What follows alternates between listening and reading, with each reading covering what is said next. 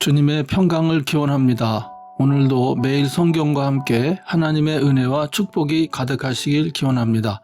우리가 읽고 듣는 성경 본문은 개정 공동 성서정과 다해에 의한 매일 성경 본문입니다. 매일 성경 본문을 통하여 다시 한번 하나님의 은혜와 축복이 가득하시길 기원합니다. 오늘은 2022년 9월 30일 성령 강림절 16째 주일 지난 금요일입니다.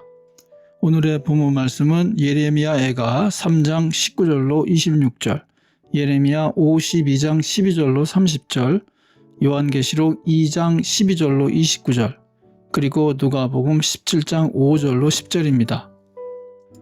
오늘의 시편은 예레미야 애가입니다. 내가 겪은 그 고통, 쓴 쑥과 쓸개즙 같은 그 고난을 잊지 못한다. 잠시도 잊을 수 없으므로 울적한 마음을 가눌 길이 없다. 그러나 마음속으로 곰곰이 생각하며 오히려 희망을 가지는 것은 주님의 한결같은 사랑이 다함이 없고 그 긍휼이 끝이 없기 때문이다. 주님의 사랑과 긍휼이 아침마다 새롭고 주님의 신실이 큽니다. 나는 늘 말하였다. 주님은 내가 가진 모든 것, 주님은 나의 희망. 주님께서는 주님을 기다리는 사람이나 주님을 찾는 사람에게 복을 주신다. 주님께서 구원하여 주시기를 참고 기다리는 것이 좋다. 아멘. 오늘의 제1독서입니다. 바벨로니아 왕 느부갓네살 제19년 5째 달 10일에 바벨로니아 왕의 부하인 근위대장 느부사라단이 예루살렘으로 왔다. 그는 주님의 성전과 왕궁과 예루살렘의 모든 건물, 곧 큰 건물은 모두 불태워버렸다. 근위대장이 지휘하는 바벨로니아의 모든 군대가 예루살렘의 사면 성벽을 모두 헐어버렸다. 근위대장 느부사라단은 백성 가운데서 가장 가난한 사람들과 도성 안에 남은 나머지 사람들과 바벨로니아 왕에게 투항한 사람들과 나머지 기술자들을 모두 포로로 잡아갔다. 그러나 근위대장 느부사라단은 그 땅에서 가장 가난한 백성 가운데 일부를 남겨두어서 포도원을 가꾸고 농사를 짓게 하였다. 바벨로니아 군대는 주님의 성전에 있는 놋새 기둥과 받침대, 또 주님의 성전에 있는 놋바다를 부수어서 모든 놋새를 바벨론으로 가져갔다. 또 솥과 부삽과 부집개와 대야와 향접시와 제사를 드릴 때 쓰는 놋새 기구를 모두 가져갔다. 근위대장은 잔과 화로와 대야와 솥과 등잔대와 향접시와 부어드리는 제사 때 쓰는 잔을 모두 가져갔다. 금으로 만든 것은 금이라고 하여 가져갔고 은으로 만든 것은 은이라고 하여 가져갔다. 솔로몬 왕이 주님의 성전에 만들어 놓은 놋새로 만든 두 기둥과 놋바다 하나와 놋받침대 밑에 있는 놋새로 만든 소 모형 12를 모두 가져갔다. 그가 가져간 이 모든 기구의 놋새는 그 무게를 달아볼 수 없을 정도로 많았다. 기둥 한 개의 높이는 18자이고 둘레가 12자이고 기둥 속은 비었지만 놋새 두께는 손가락 4개의 너비이다. 그 위에는 놋새로 된 기둥머리가 있고 각 기둥머리의 높이는 5자이다. 그리고 놋새로 된 기둥머리 위 사방에는 그물과 석류 모양의 장식이 얹혀 있다. 다른 기둥도 석류 모양을 하고 있어서 똑같이 장식되어 있다. 그물의 사방으로 매달린 석류는 모두 100개인데 밖에서 보이는 것은 96개이다.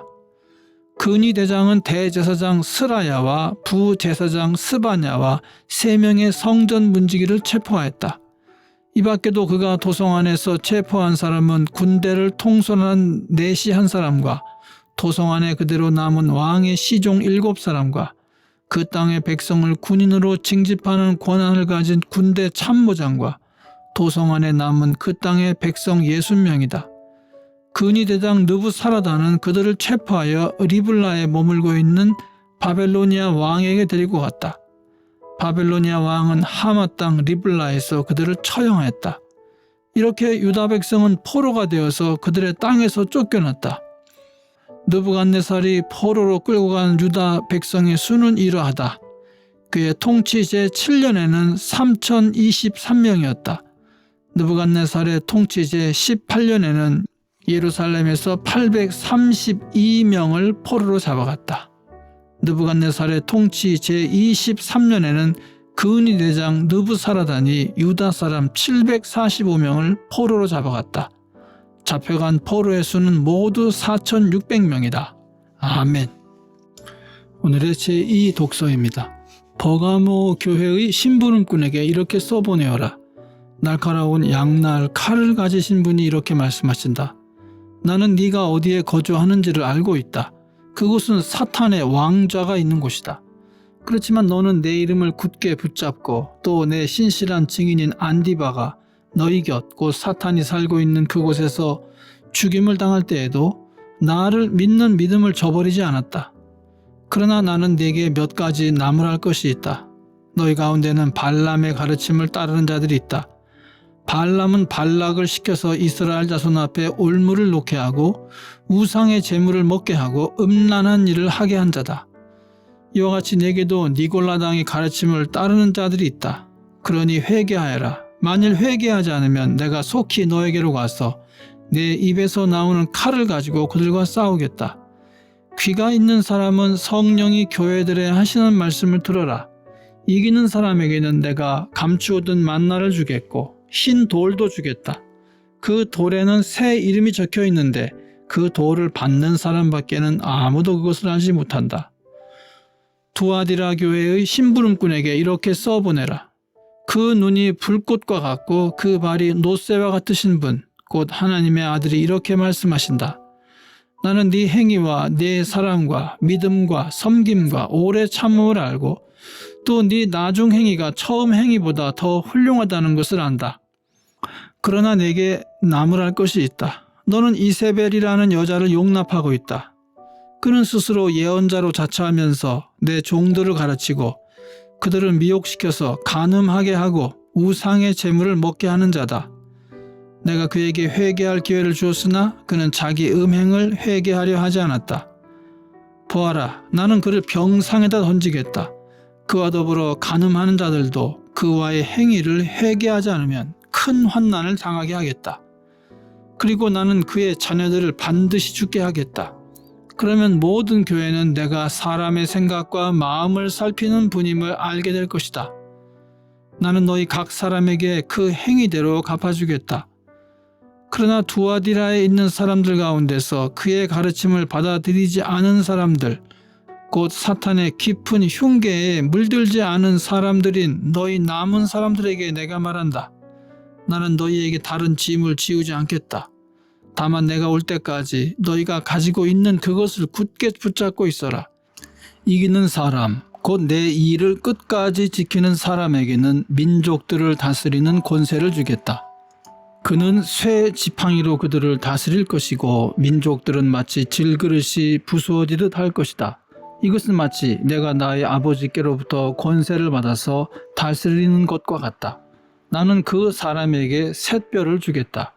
귀가 있는 사람은 성령이 교회들에 하시는 말씀을 들어라. 아멘. 성령 강림절 17째 주일의 복음서 말씀입니다. 사도들이 주님께 말하였다. 우리에게 믿음을 더해 주십시오. 주님께서 말씀하셨다. 너희에게 겨자씨 한 알만한 믿음이라도 있으면 이 뽕나무더러 뽑혀서 바다에 심기어라 하면 그대로 될 것이다. 너희 가운데서 누구에게 밭을 갈거나 양을 치는 종이 있다고 하자.